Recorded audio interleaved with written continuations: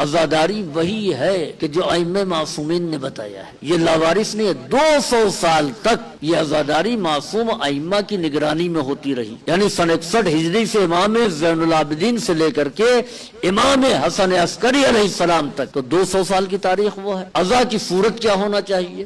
اصل ہے بکا، گریے کا مطالبہ کیا گیا ہے۔ جس نوحہ خان نے اگر 50 مومنین کو رلا دیا تو امام فرماتے ہیں کہ اس کے لیے جنت ہے۔ یہ نوحہ خان معمولی تھوڑی نہیں ہے، مگر وہ والے نہیں جو بناوٹی والے، وہ نہیں جو کمرشل والے، وہ نہیں کہ جو نوحے نکال رہے ہیں اس لیے کہ تاکہ کمائی کریں۔ جس نے 50 لوگوں کو رلا دیا اس پر جنت واجب ہو گئی۔ اب ہوتا کیا ہے کہ نوحوں میں سب کچھ ہے سوائے گریا کے۔ نوحے کے معنی ہی ہے گریا کرنا، کسی گزر جانے والے کے تذکرے کے ساتھ گریا کیا جائے، اسی کو نوحہ کہتے ہیں۔ اچھا، جہاں پر داد ملنی چاہیے وہی نوحہ خان، اس کے دو رخ ہیں۔ ایک رخ ہے جب وہ جلوس عزا میں آئے تو وہ شکل بنائے جو عزادار کی ہے، چاہے وہ ماتمی دستہ ہو چاہے جلوس میں شریک ہونے والے ہوں، تاکہ کلچرل پروگرام نہ لگے۔ اور وہی نوحہ خان ممبر پر بھی آئے، قبل مجلس پڑھے، اس کے اچھے اشعار پر بھرپور آپ داد دیجئے، اور جب وہ مصائبی شعر پڑھے تو اس پر گریہ بھی کیجئے اور اس کی حوصلہ افزائی بھی کیجئے، مگر وہ انداز نہیں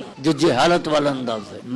پروگرام میں ایک شائستگی ہونی چاہیے۔ دوسرے یہ کہ سب سے اہم چیز یہ ہے کہ جس چیز سے ائمہ طاہرین علیہ السلام نے ہم کو روکا ہے وہ ہے شرک اور بت پرستی۔ تو ہر چیز کو، ایسی چیز کو بنانے سے آپ رکیں کہ جس میں معلوم یہ ہو کہ کسی کی شکل ہے۔ علم ہم اپنی مرضی سے نہیں بنا سکتے، کیونکہ سب سے پہلا علم جس نے بنایا تھا وہ تھے جناب شیس، جو حضرت آدم کے بیٹے تھے۔ جنت سے علم کا کپڑا آیا تھا اور انہوں نے علم بنایا، اور پہلا علم فرشتوں نے اٹھایا۔ اس کے بعد جناب ابراہیم نے علم بنایا۔ پیغمبر اسلام نے مکے سے مدینہ ہجرت کرنے کے بعد 7 علم بنائے۔ ابو برید اسلمی سے کہا 7 علم بناؤ، انہوں نے 7 علم بنائے۔ اس علم کی شکل کیا تھی؟ اور اس کے بعد پیغمبر نے ہر کس و ناقص کو علم نہیں دیا، صرف 3 آدمی کو دیا۔ پہلا علمدار مصعب ابن عمیر، جب اس کے بازو قلم ہوئے، علم گر گیا تو ایک صحابی نے کہا میں لے لوں، پیغمبر نے کہا نہیں، اس کو بھی علی کے ہاتھوں میں دے دو۔ تو کیا پیغمبر 72 علم نہیں بنا سکتے تھے؟ کیا اس زمانے میں جو ڈیزائن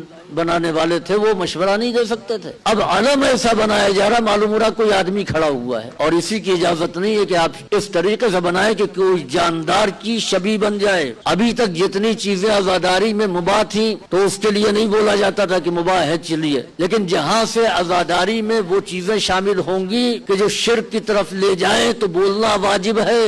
چنانچہ روایات میں ہے کہ جس وقت بدعات ظاہر ہوں تو علی العالم، تو عالم پر یہ ضروری ہے کہ وہ اپنے علم کو ظاہر کرے اور ان چیزوں کو منع کرے۔ اگر وہ اپنے علم کو ظاہر نہیں کرتا تو اس پر لعنت ہے اللہ کی۔ تو عزیزوں، آپ علم بنائیں، مگر ایک جو طریقہ ہے جیسا علم ہے، یہ سادے سادے علم ٹھیک، لیکن یہ ڈیزائن کہاں سے آ گئی؟ ہم کو عزاداری میں کچھ نیا کرنا چاہیے، نیا کرنے کی ضرورت کہیں سے بھی نہیں ہے۔ عزاداری ویسی ہو جیسی ائمہ معصومین۔ ابھی آپ کہیں گے خلاف عزا بول رہے ہیں، خلاف عزا نہیں، عزاداری وہ ہے جو ائمہ اہل بیت نے بتایا، اور اس کے بعد علماء کا، بزرگوں کا جو طریقہ ہے جو صدیوں سے چلا آ رہا، وہی، اس میں مجسمہ سازی کی ضرورت نہیں ہے، جنازے کی شکل بنانے کی ضرورت نہیں ہے۔ بس یہ ہماری یہاں یہ جھولا یہی کافی ہے ہمارے لیے۔ اسلام منع کرتا، حدیث میں اگر کسی نے کسی جاندار کا مجسمہ بنایا تو خدا قیامت میں کہے گا اس میں جان ڈالو، روح پھونکو، اور نہ کر سکے گا، اور یقیناً ایسا نہ کر سکے گا تو سزا ملے گی۔ تو یہ طریقہ ہم کہاں سے لے آئے ہیں؟ ہم اس علاقے میں جہاں بت پرستی ہوتی ہے تو ہم بھی چاہیں کہ سب کے مجسمے بنا دیں۔